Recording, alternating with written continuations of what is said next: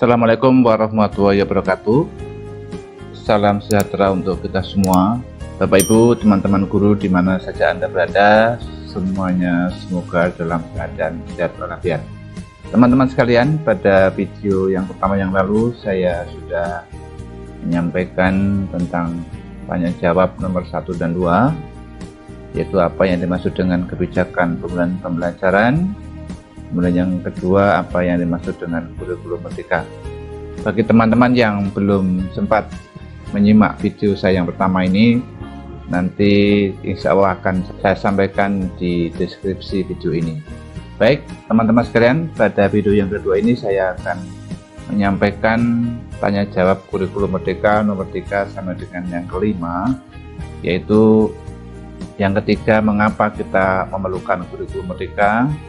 Kemudian yang keempat, apa pergantian ini tidak terlalu cepat, kesannya seperti ganti menteri, ganti kurikulum tanda kutip.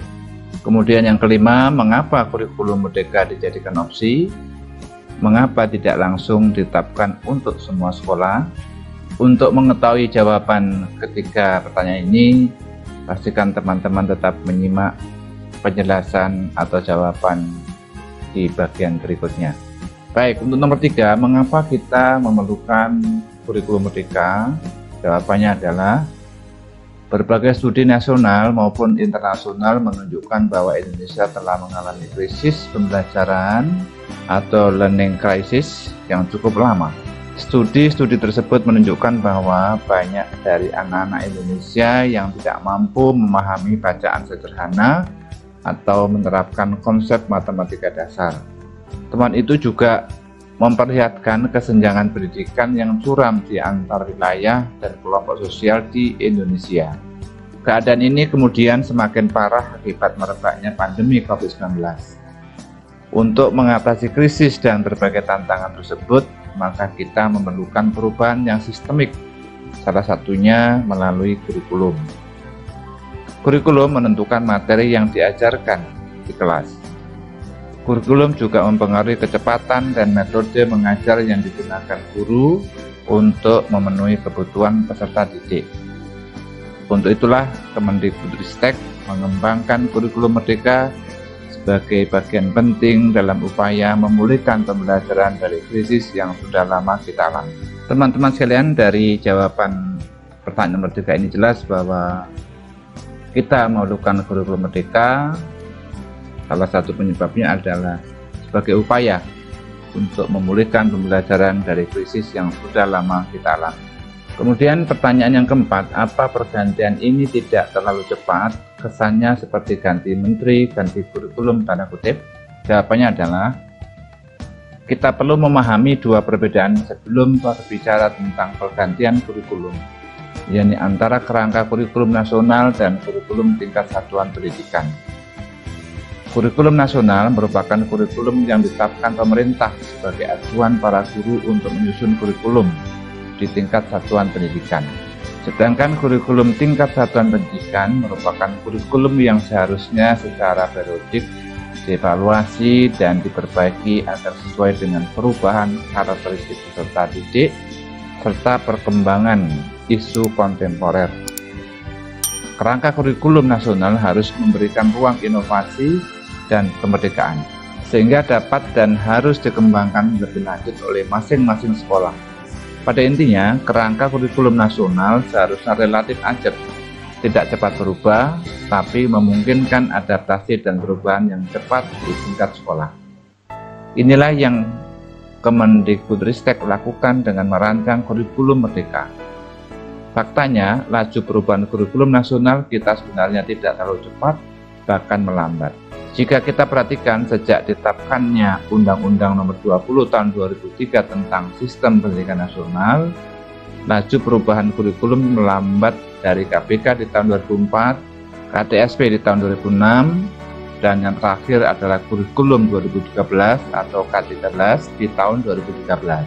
Kurikulum merdeka baru akan menjadi kurikulum nasional pada tahun 2020. Dengan kata lain, pergantian berikutnya baru akan terjadi setelah kurikulum yang sebelumnya K13 diterapkan selama 11 tahun dan melewati setidaknya 4 menteri pendidikan.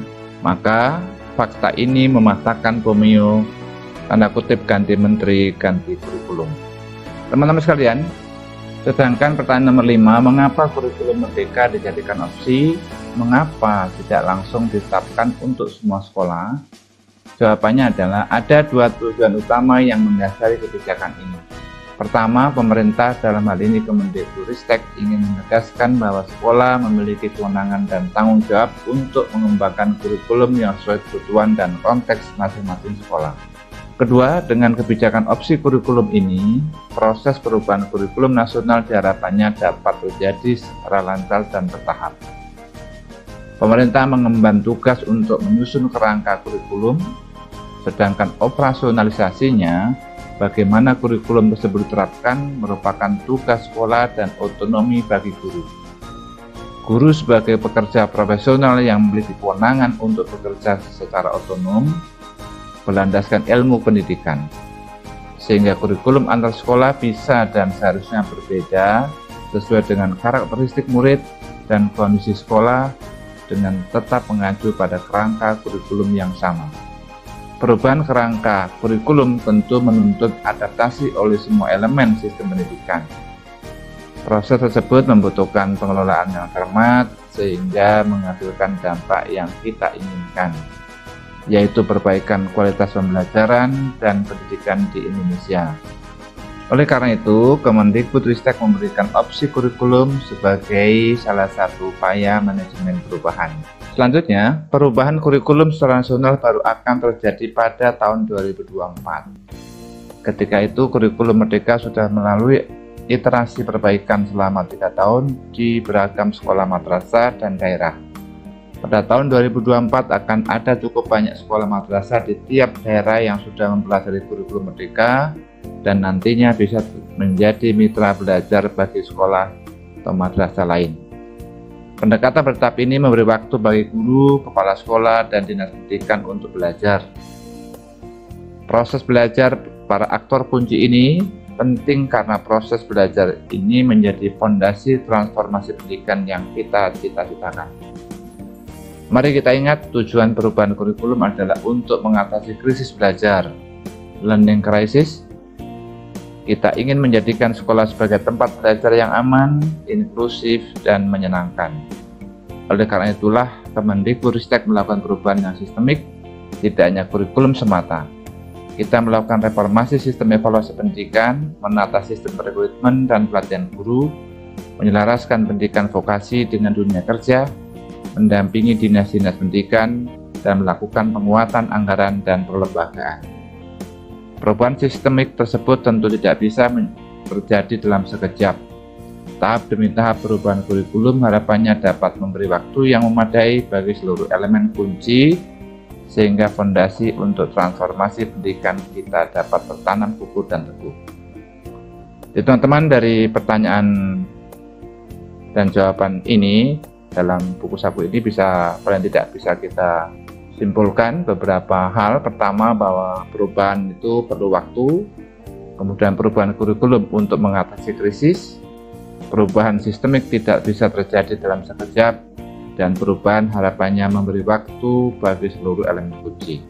Demikian teman-teman sekalian, video tanya jawab kurikulum Merdeka dari buku saku yang diterbitkan oleh Kementerian Pendidikan, Riset dan Teknologi. Semoga bermanfaat. Kurang lebihnya mohon maaf. Assalamualaikum warahmatullahi wabarakatuh.